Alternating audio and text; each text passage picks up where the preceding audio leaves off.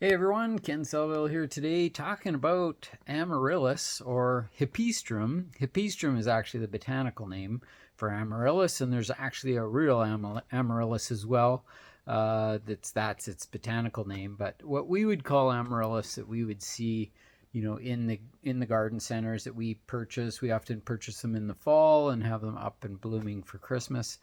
And they really are a cool plant. I've got several videos available on the Amaryllus group, and some beauties, some doubles, some singles, all different colors, that sort of thing. But today we're just going over to Dan Bruce's house and having a quick look at his lovely Amaryllus. He's got a bit of a rare variety that is quite exotic, and it's a beauty. So stay tuned to check that out, and yeah, enjoy this sweet plant. One of my favorite plants. I love Amaryllus. They just keep coming back again and again and again.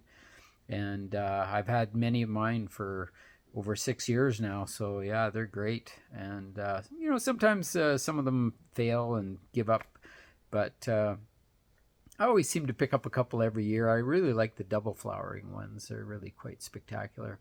So anyway, that's it for today on this little blurb, but let's go to Dan Bruce's and check out his beautiful Amaryllus.